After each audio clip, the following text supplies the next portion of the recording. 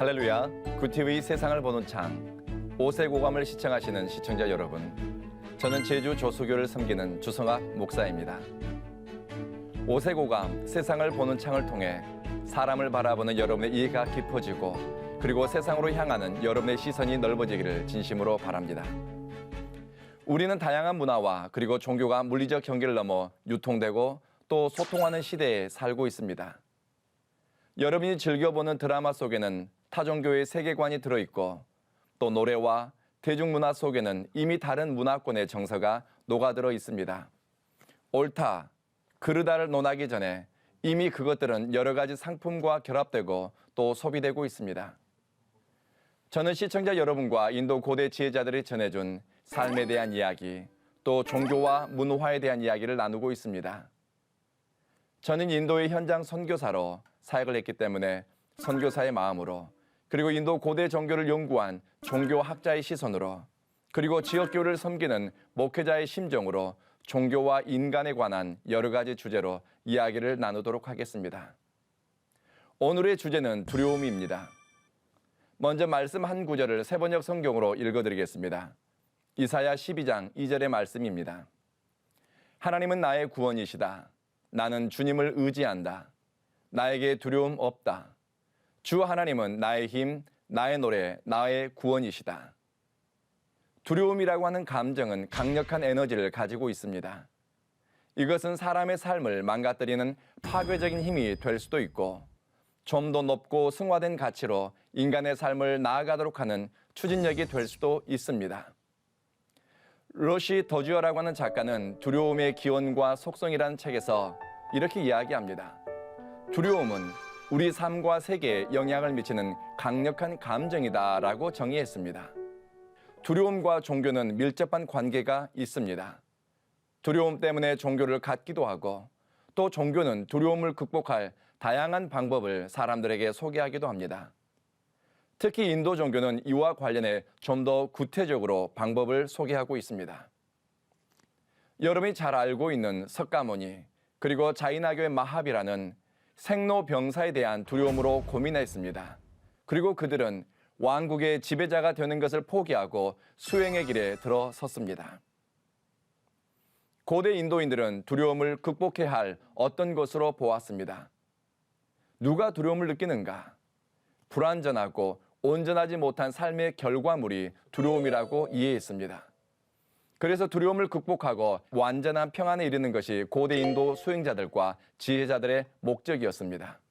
지금으로부터 2600년 전 진리를 찾아 길을 떠났던 히말라야의 수도자들은 진리와 자유의 관계에 대해 이렇게 이야기합니다. 바른 믿음을 가진 사람은 의심으로부터 벗어나 자유하니 그에게는 두려움이 없다. 7가지 두려움에서 벗어난 자유에는 의문이 없다.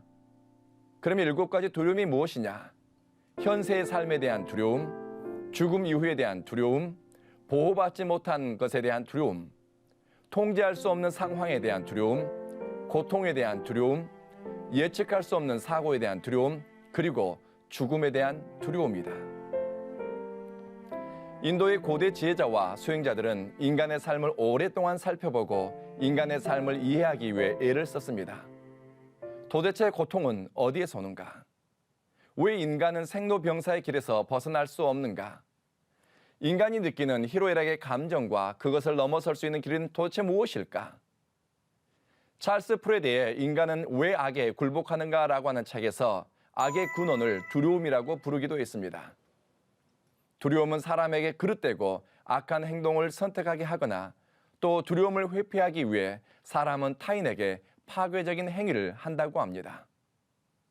두려움은 왕궁에 거하는 자나 오두막에 거하는 자나 그 크기와 종류는 다를지 몰라도 인간이 보편적으로 느끼는 감정입니다. 두려움은 돌도끼를 만들어 사용하던 시대의 사람들이나 화성에 우주선을 쏘아 올리는 시대를 살아가는 오늘날 현대인에게 종교적, 사회적, 영적, 그리고 심리적 영향력을 행사하는 강력한 감정이라고 할 수 있겠습니다. 인도의 고대 지혜자들이 이야기했던 7가지 두려움 가운데 첫 번째, 현세적 삶에 대한 두려움입니다. 먹고 사는 것에 대한 두려움이라고 할 수 있습니다. 코로나 이후에 사람들이 깨닫게 된 중요한 것이 있습니다. 그것은 먹고 사는 것이 얼마나 힘들고 또 중요한 일인가 하는 것입니다. 특히 MZ시대라고 하는 세대에게는 생존이 키워드라고 합니다. 여러분, 내일을 위한 때거리, 먹을거리가 준비되지 않았는데 오늘 편안히 잠자리에 들 수 있을까요? 생존에 대한 인간의 욕구는 삶의 수단이 마련되지 않았을 때 두려움을 느끼게 합니다. 오지체험 예능 프로그램을 보면 참가자가 오지에 도착해 가장 먼저 하는 일은 먹거리를 확보하는 일입니다. 성경은 먹고 사는 문제를 현세적이거나 혹은 덜 영적이거나 저급한 것으로 이야기하지 않습니다. 오히려 먹고 사는 문제, 생존의 문제를 통해 하나님의 은총을 드러내는 경우가 많이 있습니다. 특히 하나님은 당신을 경외하는 사람에게 먹거리를 공급한다고 시편 111편은 말씀합니다. 성경은 먹는 것과 사는 것을 따로 나누지 않습니다. 하나님의 은총으로 먹고 살 길을 발견한 사람은 은총의 백성으로 언약의 백성으로 사는 길을 따라갑니다. 은총으로 음식을 먹는 사람은 하나님이 기뻐하실 합당한 삶, 하나님의 부르심에 합당한 삶을 살아가라고 합니다. 그런데 먹고 마시는 일상의 음식 혹은 일용할 양식이 은총의 산물이라는 것을 깨닫지 못하는 사람은 마음이 비뚤어져서 하나님의 길에서 벗어난 방향 없는 삶을 살게 됩니다. 먹고 사는 것에도 신앙 고백이 있어야 두려움을 넘어서 노래하게 됩니다. 그렇지 않으면 환경만 살피게 되고 주변 여건에 영향을 받게 됩니다. 생존을 염려하는 것은 불신앙의 문제일 수도 있지만 사람이 원래 그런 존재입니다. 인도 종교는 두려움을 느끼는 것은 인간이 불완전한 존재이기에 그렇다고 합니다. 어쩌면 두려움에 사로잡힌 상태를 열등한 것으로 그들은 이야기하기도 합니다. 그러나 성경은 두려움에 사로잡힌 인간을 열등한 존재라고 말하지 않습니다. 오히려 인간이 선택할 수 있는 가장 위대한 선택, 그것은 두려움에 사로잡혀 있기보다는 그 두려움을 가지고 하나님 앞에 나오는 용기입니다. 일용할 양식은 신의 은총의 결과물이고 먹고 사는 것이 살아가는 삶의 방향과 관련이 있음을 우리에게 깨닫게 합니다. 두 번째, 보호받지 못함에 대한 두려움입니다. 인도 고대 지혜자들은 보호받는 것과 관련해 인간의 욕망을 정확히 파악한 것 같습니다. 특히 고대 사회에서는 전쟁이 빈번했고 전염병과 기근은 인간이 극복할 수 없는 문제였습니다. 그러니 안전에 대한 욕구가 크고 보호받지 못하는 것에 대한 두려움이 컸을 것입니다. 아무리 울타리를 높게 쌓아도 안전에 대한 인간의 욕구는 상승할 것이고 그곳에 두려움이 있습니다. 여러분이 아시는 것처럼 범죄한 아담의 아들 가인이 가장 먼저 했던 프로젝트가 성을 쌓는 일이었습니다. 다른 공동체로부터 자신을 보호하고 자신의 기득권과 권리를 빼앗기지 않기 위해 성을 쌓은 것입니다. 복음과 상황이라는 잡지에서 인터뷰 기사를 보았는데 현대인들은 안정 중독에 걸렸다는 내용이었습니다. 현대인들이 결혼하고 이사하고 일하고 살아가는 모든 과정이 불안정과 안정 사이에서 갈등하고 있다는 것입니다. 유발 하랄이라는 학자는 이렇게 말합니다. 안정이라고 하는 것은 개념으로만 존재하지 실체가 없다.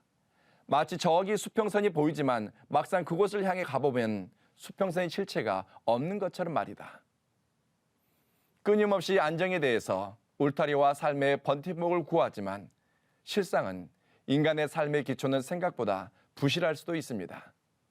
그래서 좀 더 확실하게 자신을 보호해줄 안전장치를 찾습니다.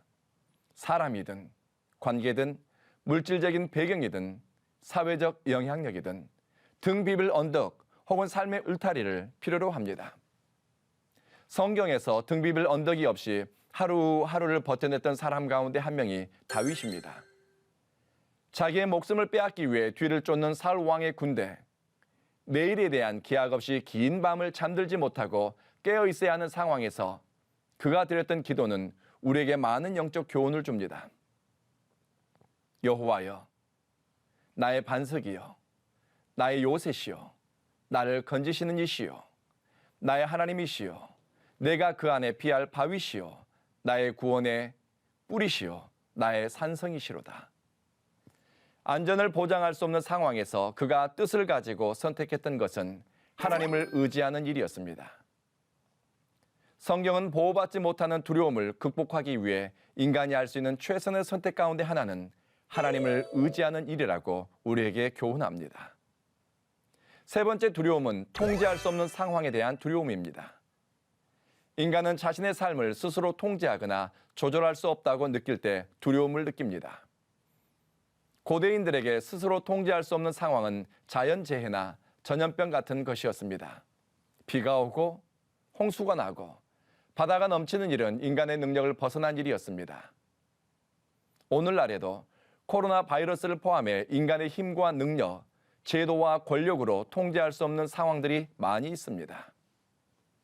근본적으로 인간의 한계를 깨닫게 되면 그 안에 두려움이 생깁니다. 이런 두려움을 인도 종교에서는 마야 혹은 허상이라고 부릅니다. 혹은 지나가는 그림자라고 이야기하기도 합니다. 그런데 성경은 통제할 수 없는 상황에서 부르짖는 인간의 고통이 허상이 아니라 하나님이 응답하시고, 아니 하나님이 응답하셔야만 되는 것이라고 들려줍니다. 모세는 신명기 31장에서 마음을 강하게 하고 용기를 내십시오. 그들 앞에서 두려워하지 말고 무서워하지도 마십시오. 당신들의 하나님이 당신들과 함께 가시면서 당신들을 떠나지도 않고 버리지도 않으실 겁니다. 낯선 땅, 새로운 민족, 내 능력보다 더 크고 위험한 대적들 앞에서 두려움을 느끼는 이들에게 전해준 하나님의 마음은 하나님이 함께 하시니 두려워하지 말라라는 것이었습니다. 예측할 수 없는 미래, 자신들의 힘과 지혜로 통제할 수 없는 상황에서 모세가 배운 것이 있다면 그것은 하나님과 동행하는 곳, 바로 거기에 살 길이 있다는 것이었습니다. 네 번째 두려움은 고통에 관한 두려움입니다. 불교를 포함해 인도에서 기원한 종교 전통은 인간의 삶을 고통으로 가득한 곳이라고 이해했습니다. 생로병사의 길을 가는 인간에게 고통과 두려움, 고난은 운명처럼 이야기합니다. 태어나고 늙고 병들고 죽음에 이르는 것이 사람에게는 순리처럼 보이지만 그 안에서 인간은 셀 수 없는 고난과 두려움에 직면하게 됩니다. 고통의 원인을 인도 종교에서는 카르마 때문이라고, 전생의 업보 때문이라고 설명합니다. 또는 무지 때문에 고통이 생겨났다고 합니다. 전생의 결과로서 현생의 삶이 결정된 것이니 저항하지 말고 현생의 좋은 것도 고난도 순응하라는 것입니다. 현재의 고난도, 현재의 불행도, 현재의 모든 것을 운명으로 받아들이라고 인도 종교는 교훈합니다. 그렇게 살다 보면 다음에는 좋은 운명으로 환생할 수 있다고 믿기 때문입니다. 그런데 우리 그리스도인은 고통에도 하나님의 선한 뜻이 있다고 믿습니다. 고통에 대해서 왜라고 묻지만 여러분 속 시원한 답을 얻기 힘이 듭니다. 우리가 당하는 모든 고난을 하나님의 뜻이라고 너무 쉽게 대답하는 것은 무책임하거나 혹은 잔인한 일이 아닌가 하는 생각을 한 적이 있습니다. 고난을 넘어선 사람들은 시간이 많이 지난 후에 나를 향한 하나님의 뜻이 있었다라고 그들은 고백하게 됩니다. 이유를 알 수 없고 이해할 수 없는 고통 앞에 있는 사람들에게 우리는 함부로 조언하거나 길을 제시하고 싶은 것, 그것을 조심해야 할 것입니다. 욥은 고난을 당하면서 이렇게 말합니다. 이제 내가 살 날이 얼마 남지 않았습니다. 어둡고 캄캄한 땅으로 내려가면 돌아올 수 없습니다. 그러기 전에 좀 쉬게 해주세요 라고 절규했습니다. 의롭게 살고 동방의 의인이라 불렸던 욥도 고통 앞에서는 날 좀 쉬게 해주세요 라고 탄식했습니다. 고통의 원인은 여러 가지가 있을 것입니다. 이것이 정답이야 라고 말하는 것은 굉장히 조심스럽습니다. 그러나 우리가 기억해야 할 것은 하나님은 인간의 고통에 침묵하지 않는다는 것입니다. 고난의 책임을 인간에게 떠넘기지 않으시고 전능하신 하나님이 인간의 고난에 응답합니다. 하나님이 인간의 고난에 응답한 가장 구체적인 사건이 있습니다. 전능하신 하나님의 아들 예수가 인간의 몸으로 현실 역사 속에 들어오셨습니다. 그리고 예수는 십자가라고 하는 사형틀에서 고통의 정점에서 죽어 주었습니다. 예수님의 죽음은 죄인들 위한 죽음이었고 그의 고통과 죽음은 실제였습니다. 고통은 여러 가지 이유로 다양한 형태로 찾아오지만 하나님은 고난받는 자들을 구원하시고 응답하는 분이십니다. 홀로 고통의 바다를 건너가는 것이 인생이 아닙니다. 고난을 통해 순종을 배운 예수께 고통을 내어놓는 것, 그것이 고통의 바다를 건너는 가련한 인생에게 계시된 위대한 은총입니다. 다섯 번째로, 예측할 수 없는 사고에 대한 두려움입니다. 인도 철학에서는 아주나나라 부르는 무지함은 고통과 두려움의 근원 혹은 그릇된 삶의 원인 중 하나라고 합니다. 이것은 단순히 사물에 대한 외적인 지식 혹은 학습을 통해 얻을 수 있는 지식이 부족한 상태를 의미한 것이 아닙니다. 실체를 통합적으로 볼 수 있는 통찰력 혹은 영적인 지식의 부재입니다. 그러니 미래의 사건에 대한 두려움이 있고 생로병사, 생사화복에 관해 아는 것이 없어 인간은 두려움을 느낀다는 것입니다. 두려움과 관련해 브루도프 공동체 요한 크리스토프 아놀드 목사님은 이렇게 말합니다. 두려움은 불확실한 미래와 변화에 대한 두려움이다. 빈손으로 돌아간다는 사실에 대한 두려움이다 라고 정의했습니다. 우리는 예측할 수 없는 시대를 살아갑니다. 미국 질병통제예방센터 자료에 따르면 의도하지 않은 사고로 인한 죽음이 1년에 17만 건 이상이라고 합니다. 오토바이 사고가 3만 7천 건, 그리고 의도하지 않았는데 독극물 중독으로 사망한 사람이 무려 6만 5천 명에 달한다고 합니다. 우리 주변에는 알 수 없는 이유와 또 예기치 않은 사고로 수많은 사람들이 다치거나 생명을 잃습니다. 그러니 예측할 수 없는 사고에 대한 두려움은 고대인이나 현대인에게나 크게 다를 바가 없습니다. 예수님이 제자들에게 이런 기도를 가르쳐 주셨습니다. 오늘 우리에게 일용할 양식을 주십시오. 이 기도가 어찌 먹고 사는 것에만 국한된 기도겠습니까? 인생에게 미래는 하나님께 맡기고 오늘 하루를 은혜로 살아가라는 말씀이 아니겠습니까? 여섯째와 일곱째 두려움은 죽음과 관련이 있습니다. 죽음 이후에 나는 어떻게 될까에 대한 두려움, 또 죽음 그 자체에 대한 두려움이라고 할 수 있습니다. 어쩌면 이것이 인간에게는 가장 근본적이면서도 원초적인 두려움일 수 있습니다. 죄와 사망의 권세가 역사하는 영역 안에 있는 인간이 갖는 가장 큰 두려움이 죽음일 것입니다. 가야 시대에 만들어진 무덤에서 토기로 된 수레가 발굴되었습니다. 당시 사람들은 죽은 사람의 영혼이 죽음 이후에 타고 다닐 목적으로 흙으로 만든 수레를 부장품으로 넣었다고 합니다. 동서고금을 막론하고 인간 영혼은 어딘가를 향해 여행한다고 사람들은 믿어왔습니다. 마오리족은 인간 영혼이 걸어서 바다를 지난다고 믿었습니다. 또 피그미족은 콤봄이라고 하는 신에게 인간 영혼이 돌아간다고 생각했습니다. 에스키모인들은 사후세계가 자기 집 아래에 있어서 인간의 영혼은 죽음 이후에 지하세계로 내려간다고 믿었습니다. 또 아메리칸 인디언들은 인간 영혼이 새의 모습으로 변해 신이 지배하는 나라로 가는 하늘배를 탄다고 생각했습니다. 그리고 인도인들은 생전에 쌓은 업보라고 부르는 카르마에 따라서 영혼이 해탈하거나 혹은 윤회가 반복된다고 믿었습니다. 어떤 힌두교인들은 인간의 육체가 장작불에 태워져 재로 변할 때 다음 생에 더 나은 조건으로 환생한다고 믿습니다. 그래서 인도인들에게는 화장을 위한 장작이 고가에 매매됩니다. 정부에서는 화장용 장작 때문에 벌목이 사회적 이슈가 되자 전기로 작동하는 화장장을 운영합니다. 그런데 사람들이 전기로 작동하는 화장장을 선호하지 않습니다. 전기로 육신이 태워지면 다음 생에 불이익을 받는다고 생각하기 때문입니다. 그래서 동네 화장터에서는 장작반, 전기반을 통해서 죽은 사람의 시선을 화장합니다. 인도의 바라나시에 있는 겐지스강 주변에는 떠돌이 순례자들이 굉장히 많이 있습니다. 고령이고 죽음을 앞둔 사람들이 대부분입니다. 그들은 관광객들에게 돈을 구걸합니다. 그리고 구걸한 돈으로 그들은 장작을 사서 차곡차곡 쌓아 모읍니다. 자기가 죽고 나면 시신을 불태울 장작을 싸서 모아두는 겁니다. 겐지스 강에서 화장을 하게 되면 다음 생에 더 좋은 위치에서 환생한다고 그들은 믿습니다. 죽음을 앞둔 힌두교인은 마른 장작을 죽음 이후에 자기의 영혼을 좋은 데로 데려갈 어떤 것이라고 믿습니다. 죽음은 고대인이나 현대인에게나 피할 수 없는 과정입니다. 죽음 이후를 알 수 없기에 두려움이 생기고 죽음은 두려움을 통해 왕노릇 해왔습니다.